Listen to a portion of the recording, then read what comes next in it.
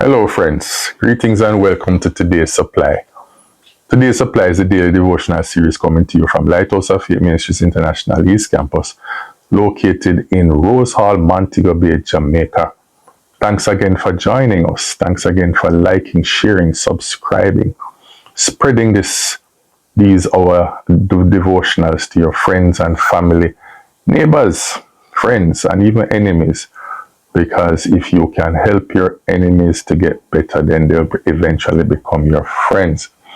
Thanks again for tuning into our relationship series as we reflect on how we can become better persons in our personal and interpersonal and intimate relationships during this season that generally points us in the direction of love in all its forms.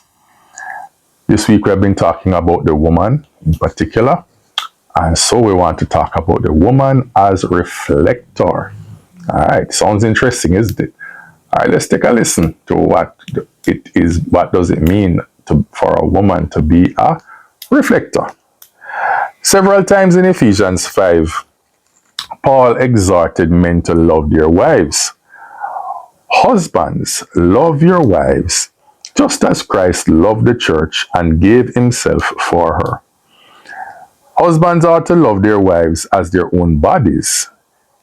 He who loves his wife loves himself. Each one of you also must love his wife as he loves himself. All right, and all of that can be found in Ephesians 5. Go ahead and read the whole chapter. It's not very long. The single most important reason that the female was created was so that she could receive love. The single most important reason why the female was created was so that she could receive love. She was created primarily as a receiver. Therefore, the first purpose of the female as reflector is that she was made to be the receiver of the male's love and to reflect the love that he gives her.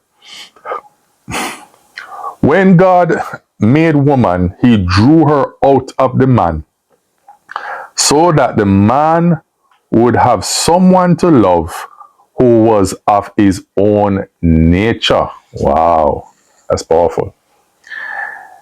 In this way, the man was created to be a giver of love, and the woman was created to be a receiver of love. And our very biological makeup, indicates that.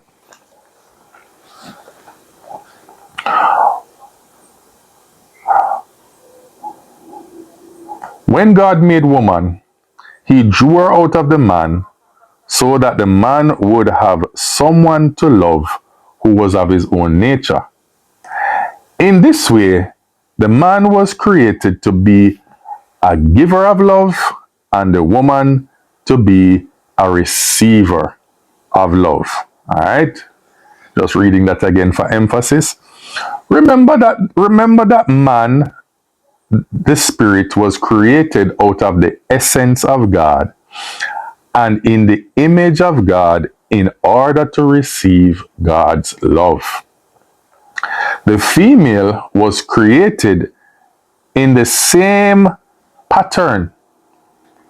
She was made out of the essence of the male and in the physical image of the male in order to receive the male's love. What this means is that God has designed the woman to function on love. She thrives on love. Love is the fuel of a female. When you don't give a car fuel, it can't run.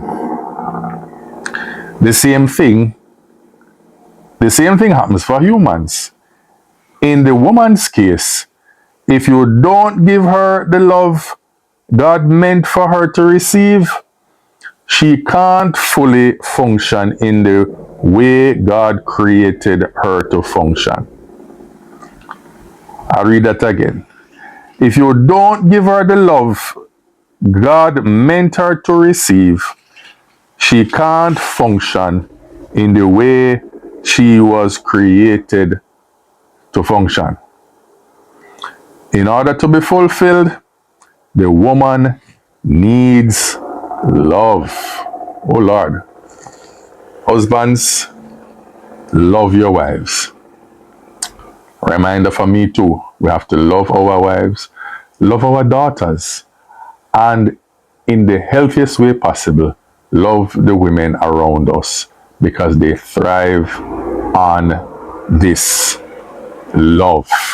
All right? I want you to play this over and over in the room. Don't say anything, just play it and let the information do its work. Thank you again for watching and listening to today's supply. Have a blessed, wonderful rest of the day.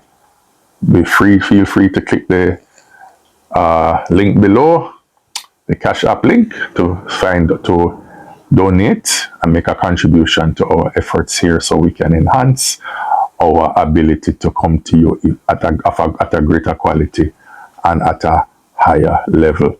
Have a blessed and a wonderful rest of the day.